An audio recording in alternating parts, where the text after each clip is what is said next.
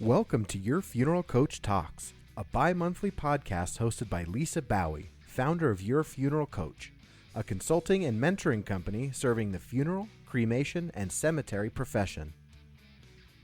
Listen in today to the Business Management series as she interviews thought leaders and difference makers in her profession. Hello, listeners. We're here today with Sean Fagan from Leap Time Marketing.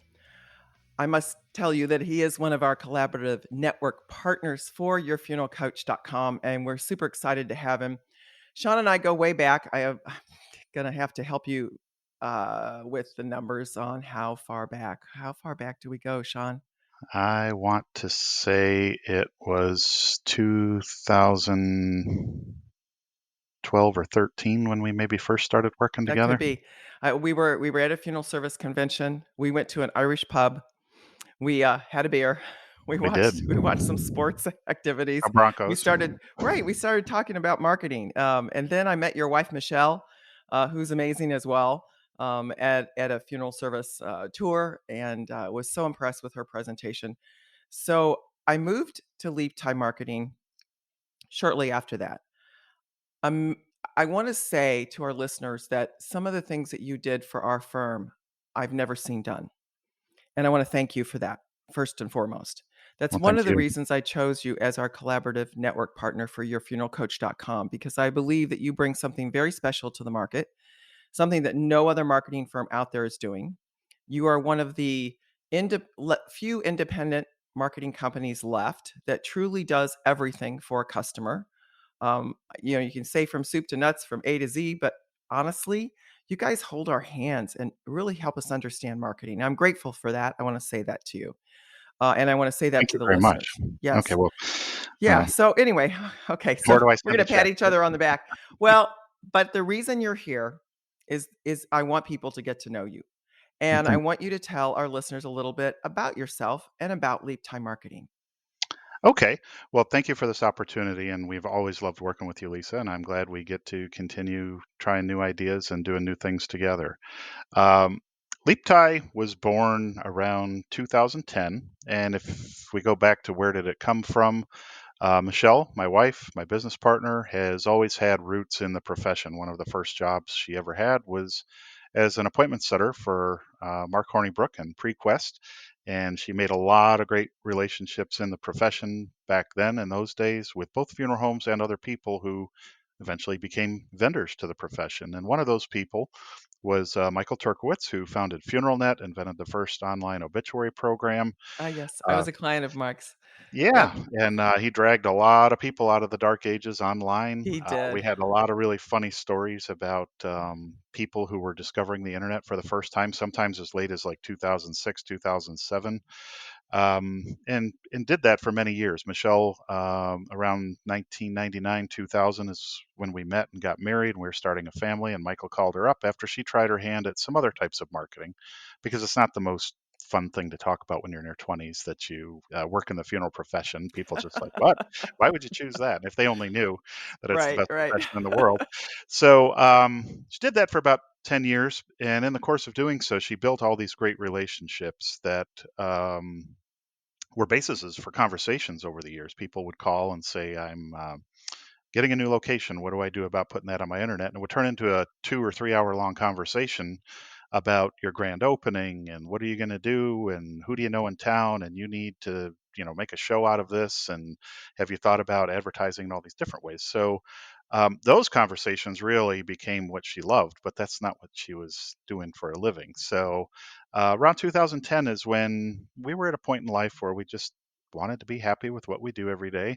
I've always owned other businesses and been self-employed, so I just said, you know what, you could do this. What if let's put the chips on ourselves and see what happens? And that's when we had no intention of building websites or competing with FuneralNet, who had always been good to us.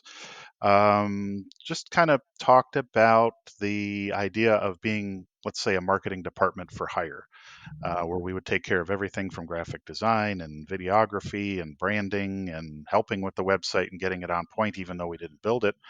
And presented that to 4 people, and all of them said yes. And our very first clients were so fortunate. We're Wages and Sons right here in Atlanta, still is a client to this day after all these years. Family Legacy in Nashville, Tennessee. Cindy Forey and Bill Gregory had always been great friends and great customers. Harana McConaty was, we were just thrilled. It was kind of a new relationship for Michelle. It wasn't an old relationship like some of the others, but Darren and John really saw the value of what we were doing and felt like at that time that was something that they needed and took a chance on us. Quite frankly, they took a chance on us, and we'll never forget that they gave us a huge opportunity that way. And we had a couple other smaller clients whose names probably wouldn't be recognized that we started out with, and that's how we Great. were. That's great. And I think it was probably a year later, I drank the Kool-Aid, the Leap Tie Kool-Aid. So, Yeah, it was awesome, and you taught me so much about marketing, as well as, doing the right thing in a crazy funeral service changing world. So I wanna thank you for that. You and Michelle have done amazing things, and you're choosing your clients now, and I think that is absolutely wonderful. You've had some larger clients. There's been some acquisitions take yeah, place. Obviously, yours truly as well. Sometimes when we don't have heirs and we're ready to do something else with our life, like yourfuneralcoach.com, we move on, and we turn our businesses over into others' care. But we want to still help funeral service and still help other businesses. So that's what you do, really. You're not just somebody that builds websites. You're not just a company that does social media. You're not just a company that works on pay per clicks and things like that. no, You don't piecemeal things. You kind of wrap it all together and help the client with everything. I mean, you came in, you did videos, you had a drone. Your photography was amazing. What you did to make us as owners and managers look younger. I want to say thank you for taking 20 years off my life. oh, You taught us how to do and speak on video very well. You really helped highlight our firm and made us look terrific. And I was just always so grateful for that. Our website is still looking great, based because of Leap Ty built it, and you do great things there. Plus, you teach us, and I love that. You taught us about how to handle shoppers, which was a scary thing for us. And we weren't doing a great job. Newcomer comes into our market, and you really sat us down and helped us with that. So you do some good things. So let me move past your early years, and talk a little bit more about um, things that you feel um, that you would do differently if you were to build your business over again. How would hmm you start it? I mean, just go down that path for a second, because we learn so much from business leaders who build businesses, which you and right, Michelle have done a great job of. right. Well, I guess it's fair to say I probably, as a marketing company, should have advertised myself and really focused on growing my own business, but that's not what we really set out to do. We've always been focused on can we provide for ourselves and the people we work for and let that work speak for itself and be our advertising. And that's exactly how you found us. Right? You Word of knew. mouth. Right. Yeah. So I would say that as far as like building a business, that's something that I would go back and maybe do differently. I've never wanted to and never do want to be the marketing agency with 1,000 clients and 200 people downstairs kind of a thing. Michelle and I do value the personal relationships we have with owners like yourselves and with 60 call one location firms. We value those relationships and phone calls and screen time with those people just as much as anybody. If somebody chooses to work with us, they're part of our family, and that's what we focus on. So I Could I think, stop you right there? Because yeah, I want to say something. Of course, I am singing the Leap Type praises, but you guys did some things. You and Michelle did some things during the pandemic that I think that our listeners need to hear. This is about family. You are a small family business that wants to serve small to medium sized family businesses in our mhm. market. You don't want to grow so large, right? So No, I don't. or take on larger clients that you can't service well, right? You want to be able to take care of us. But you did some things during the pandemic that I was just so not amazed, maybe a little amazed, but grateful for. I mean, it doesn't surprise me you did this. Can you share with our listeners a little bit about what you did for your clients?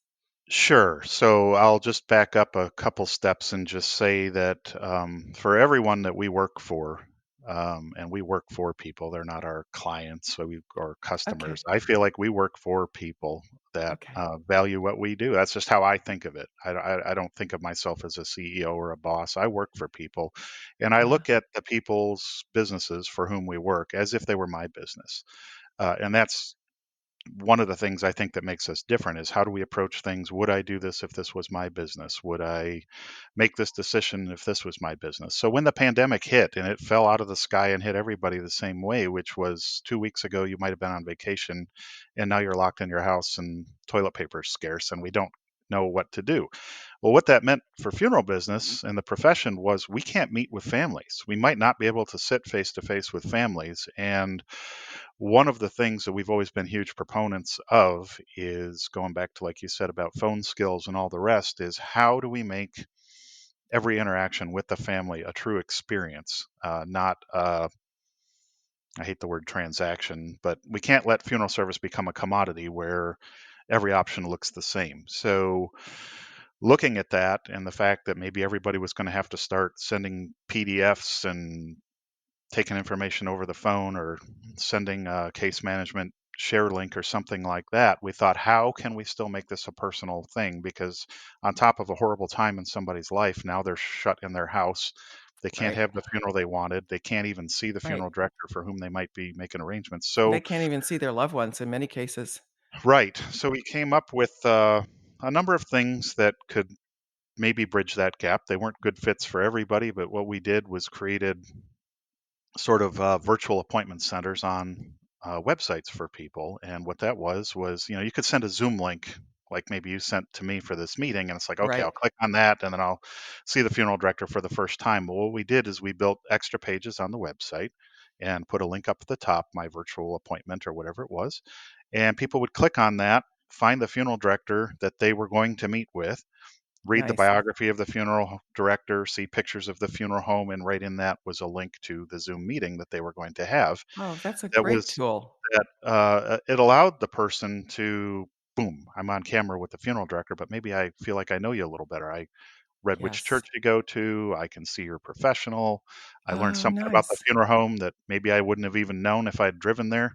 I wouldn't have known that before I got there, but I knew it before I got on the screen with you. So That's that cool. was So you got a helpful. lot of personal information about the funeral director that they were going to meet, Right. their activities, their passions in life, Hmm. that I know you did for us when you go click on our staff pictures, it shows a lot of, who they are.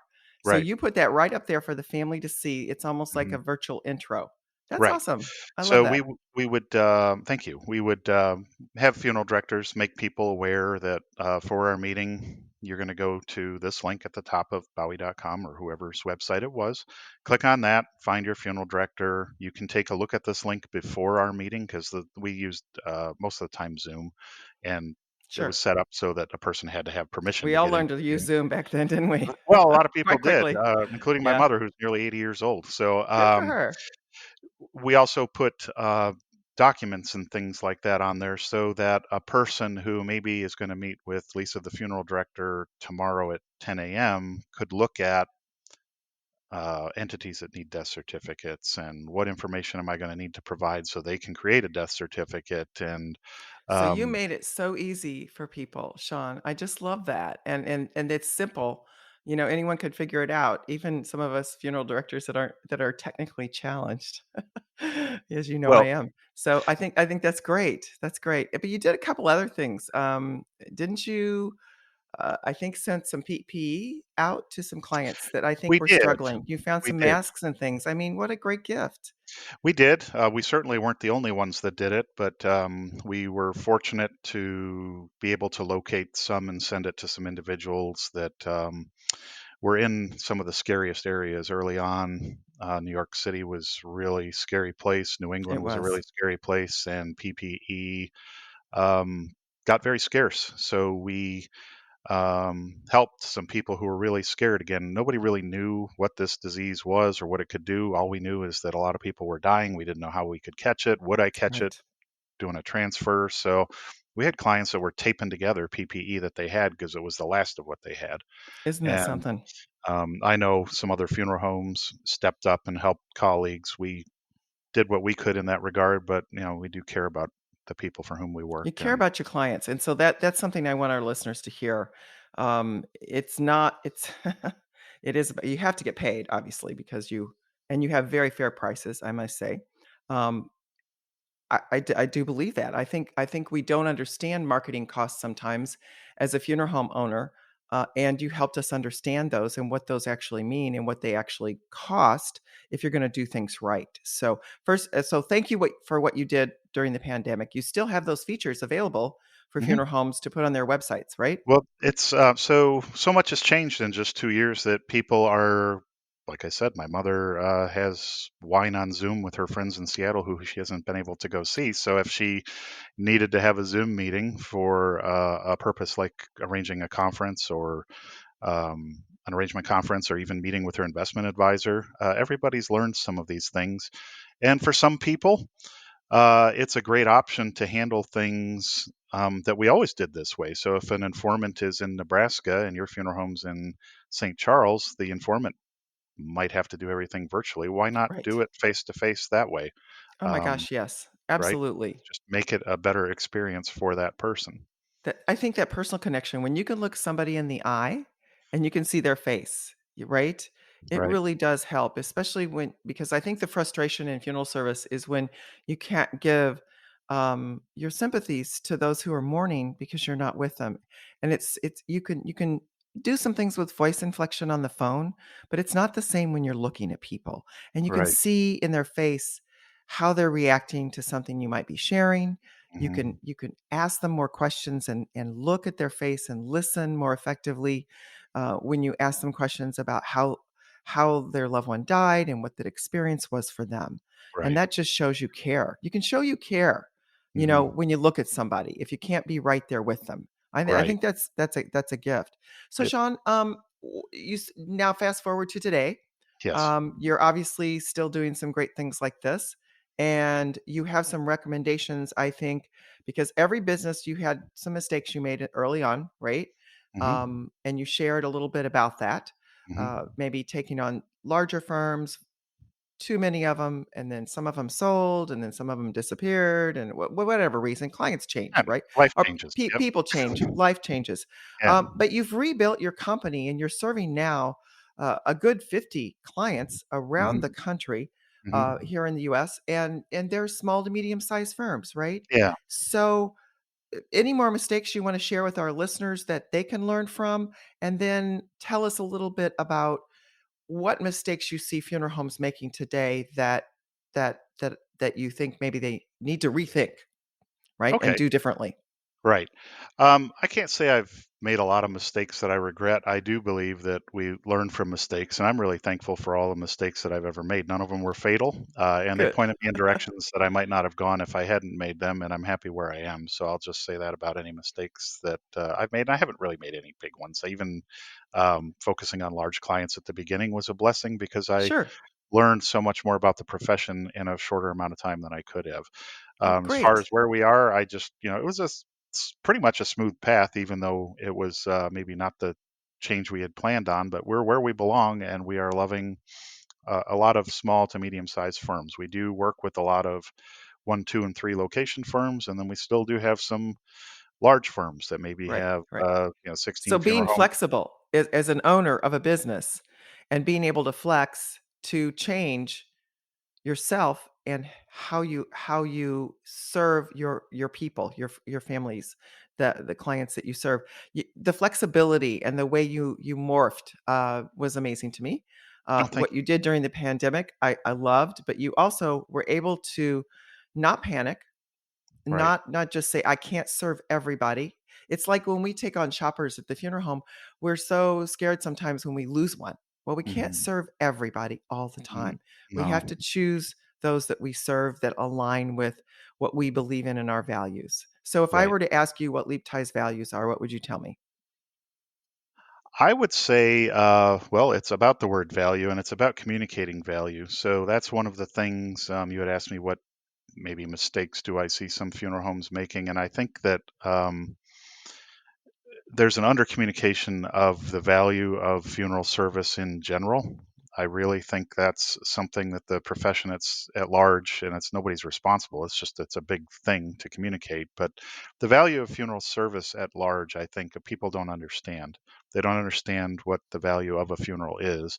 And then, of course, my job is to communicate the value of whatever funeral home I work for as the best choice in their community. And to do that, we have to take away assumptions that people have, which is pretty much everybody does the same thing and pretty much price is the differentiator. And I that's see. um, really what our job is and what our value is. And we approach it that way. We don't have things for sale. I don't have like brochures and badges and things that you can buy and license and put on your website. We don't approach marketing that way. Our real value is, if your business was my business, what would I do to protect my market share, grow it, outcompete the other funeral homes near me, and even the ones I don't know about that are taking from me outside the area, which could be discounters and Right. other issues. Of which is a growing population in many of our communities. Mhm. So I would say one of your values, if I were to pick one, is honesty. And sometimes as owners, we don't want to hear yeah, I mean, you're telling us the brutal truth, right? Yeah, that kind of There's a great honesty. book about the brutal truth. The great Jim Collins, let's face the brutal facts. Right. Um, and some of the brutal facts are hard to swallow, but you helped us understand those. And Mhm. so I believe honesty, you're brutally honest with your clients. You're Mhm. not going to tell them, you're going to tell them what you think, and they can either listen to you or not listen to you. Now, what's funny about this is your wife is a strong extrovert, dominant woman. Yes. I love her Right. dearly. You know Yes. that. And Yep. and so Michelle and I sometimes would knock heads, because I disagree. Well, I'm going to say 99.9% of the time she was right, Sean, right? She was Yeah. always right, which is She's always right. right. You learned I that as have a to say that. husband. Yeah, I have Yeah, to you say have that. to say that Well, on, she is. She's especially in very smart. public. No, She's very smart. she's smart and talented She's and smart, and if you listen to her, and go down that path. There are times we disagreed, and she was like, "Oh, I didn't see it that way." And so, seeing it through the owner's eyes, you were able to understand. And right. so, we came to some compromises on a few things. I love your flexibility and your ability to change too. So you're honest. You change with the market, the consumer. You look out to see what's going on in each individual market. It's not Mhm. just uh, a marketing thing that goes across the country. So if you have great writers and you write some copy for my website, or you correct my copy because usually my grammar is horrible.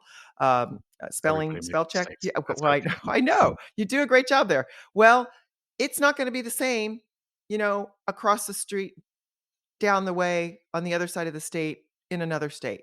No, You it's not. individualize and personalize each website to that client and what makes them great. Now let's go back to mistakes because I don't want to leave this off our particular podcast today. You see some mistakes out there that funeral homes are making Mhm. in their marketing. Let's talk a little bit about that because I want to hear from you guys as the expert. Okay.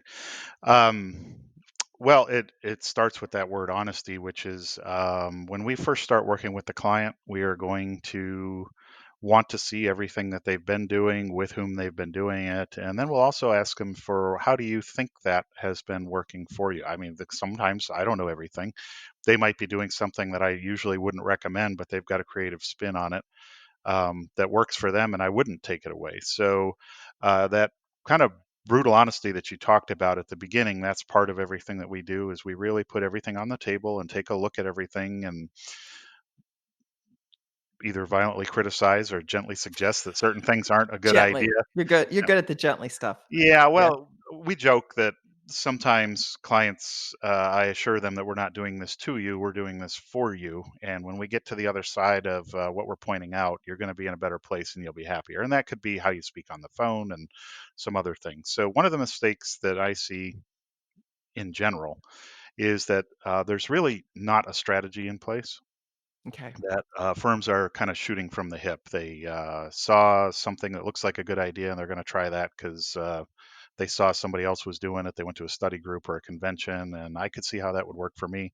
Or they know somebody and they're going to copy that idea. One of the best examples is like cremation arrangement websites. So and so is doing this and they're really successful with it, so I'm going to build one and I'm going to do that. Well, you've got a site that kind of does the same thing, but your approach is you're missing the whole approach that made whatever they're doing successful. Your market's not the same, your demographics aren't Right. the same, and Exactly. you're not talking Exactly. to people the same way that they do. You don't even know how they're doing what they do. It's not just the website taking orders. So those types of things. And then one of the really big problems that I see with a lot of firms, and we could talk about this all day long, is that they don't really have a structured marketing budget. And Oh, the right. reason that's a problem is because you could be overspending on really things that aren't in your best interest or that don't produce results. So that's one of the Like things that, church calendars.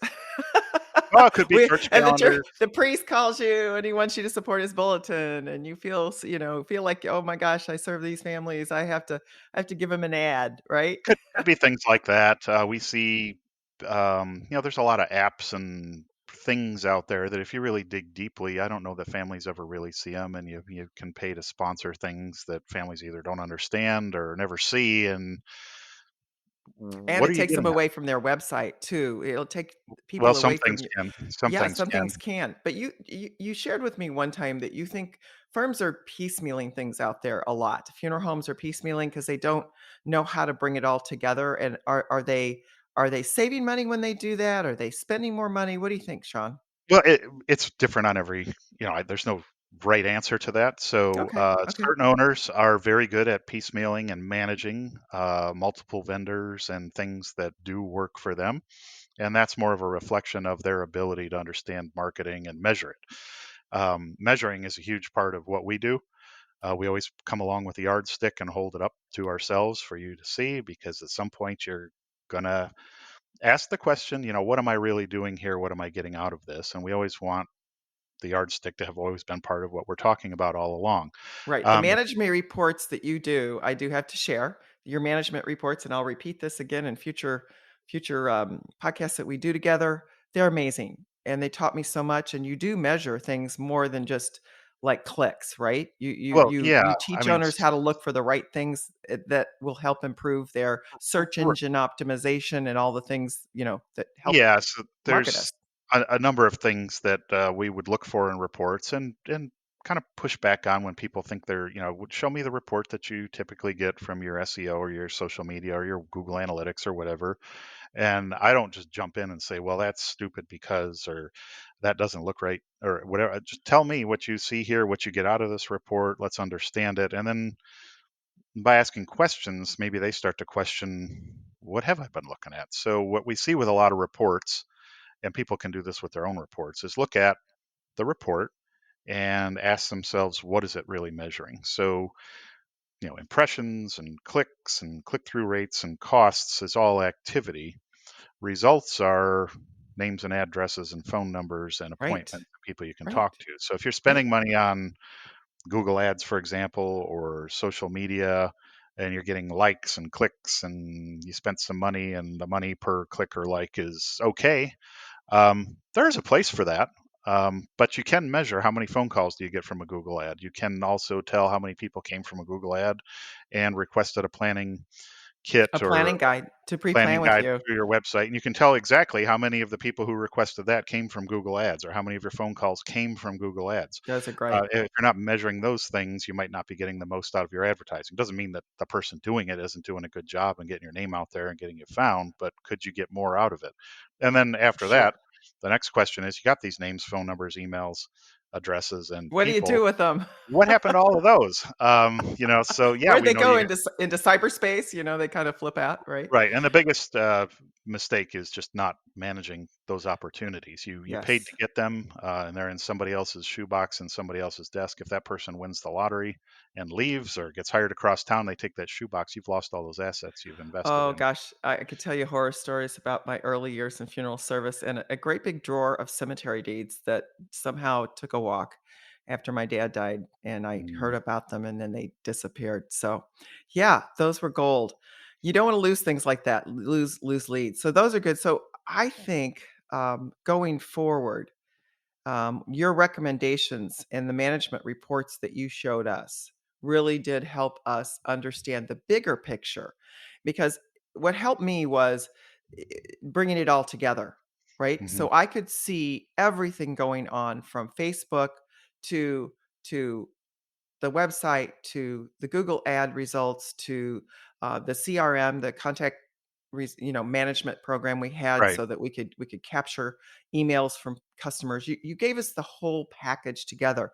Right. I'm very visual, and seeing the results instead of having to go to about 5 or 6 different places to find those results Hmm. was extremely helpful in helping teach me, help me understand more.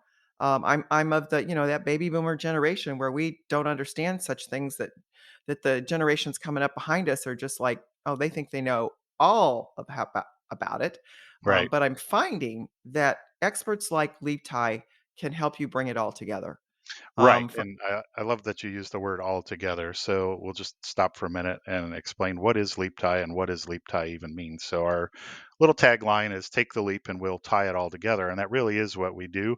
When you have different silos with different people in them. Let's just say you've got a Google guy and a social media gal, and maybe other vendors like embalming fluid and insurance companies giving you brochures you can put your label on, and a website with a company who's never even met you. um, those are that's kind of like a diversified investment portfolio. The problem is that diversification is awesome for investments. It's not so great for a marketing strategy if those things aren't aware of each other and work together. So when they're all tied together and you get a marketing report that shows how a Google visit maybe also was complemented by a social media visit and a mail piece and resulted in a person, you have good information to determine whether or not you should be spending more on any one of those things or not doing it at all. And it creates a report and an accounting of all those opportunities that were generated that you can link to a sales report, which is what we used to do with Pam all the time. Yes, So, we did at you know, Pam. we Yes. could say that, Did it grow our pre-need business? Did it grow it- our at-need right, business? And we right, were able to show that when it's all working together like a fine-tuned machine, right. from our efforts out in the community to the events to the public relations we were doing to the results we were getting from people on our website and our social media, it started growing our business, Hmm. like our market share in many areas. Right. And that's important to try to, not every firm is capable of that kind of connectivity. You had fantastic people well, they're still at Baue. You have a lot of fantastic people at Baue. Um, but not every firm is really capable of giving us the freedom to help them see that kind of a connection between marketing and sales. And to my thinking as a business owner, and if your business was my business, I would like to know I spent $12,000 on Google Ads last year. It generated whatever number of phone calls and leads through my website. I captured those names and addresses. How many of them actually are in my books as sales? And one Right. lead can be 4 policies. I mean, you never know. That's very profound. So, absolutely, as an owner, we want to see results because marketing can be so gray. Hmm. And over the years, what I've learned is, you have to put some good effort into what I call guerrilla marketing. Hmm. Good old Reese and Trout, back in the day, they wrote those books about such things. But that's really what you do. You take all of the things going on the World Wide Web, as well as you teach firms how to do things in their community. And we could have a whole nother podcast on community public relations, which I think we Right. will, Yes, because I sure. think we need to talk more about that, how it all ties in. I think it's just amazing. So, Sean, as a leader of a small business serving funeral service, cremation, and cemetery service, do you have any further recommendations for the clients today to think more about as far as their future in marketing? I would summarize it by just question everything that you're doing, take a look at it, and try to find out if you can get names and addresses out of the things that you're doing. Does that produce names and addresses that I can count and see and track so that I know that I spent this much money and it produced somebody that I can sit down in front of or talk to on the phone? And then what happened to them? That's really the first place I would start before we start moving into other types of marketing. Direct response is foremost in most situations, especially competitive ones. There are things that are harder to measure, billboards and television, but they are effective. But they have to be part of a strategy. There has to be a message They're on those expensive things, too. Yeah. and they're not right for most customers, really. I Right, mean, right. I think Unless you're in a big metro market, maybe, right? well, even that, going back to the pandemic, as soon as that all hit, um, we negotiated you out of the billboards that you had You committed to did. because there was nobody You on the did. roads. We were Nobody on the doing road. geofencing and some other things that we Yep. canceled because the target audiences weren't at the places we were targeting. So why Right. continue to do those? So those types of things are important. That's that flexibility thing you guys do so well. You pay attention to what's going on in our world and you say it's time to make a change and you don't hesitate. You don't just put up a website and just leave us sit there. n- That's what I no, love about you. And I do have to say something to the listeners today. If your website looks like the guy down the street or somebody in another state and the copy is exactly the same, you are not unique, and your ability to be unique in your market and to sell the value of the great service that you provide is critical. And your website and all that you do on social media is your new front door. It's your new location, in my opinion. it So you is. have this new location that you need to pay more attention to. And God bless them. There's a lot of people out there doing websites for you. And I see time after time as I'm looking at funeral homes, they all look the same. And they're all putting their obits right up on the landing page. Stop doing that, right? Stop Well, doing that. yeah, That's another it podcast for another day. it is. Yeah, website design is a whole hour of things you Well, could we'll do we'll we'll differently. we'll do that. I'll put that on our checklist because Sean is, as our collaborative network partner to our listeners, is available for a 1 hour consultation, complimentary, take a look at some of what you're doing, and he will be very honest with you. You need to understand, of course, he would love to have you as a client, but if you choose not to, that's your business. But he's going to be honest with you whether your social media, your website, your marketing overall that he can assess in an hour. It's a short period of time, but he's going to give you his 2 cents. And I love that about you, Sean. Well, thank you. Honesty is one of your values. Flexibility is another. Gosh, you're change agents because you help us change with the market, with the profession. The other thing I think you do is you listen. You listen really well. And I want to thank you for listening today and all our listeners. Any crystal ball things for funeral service future you want to throw out there before we say goodbye?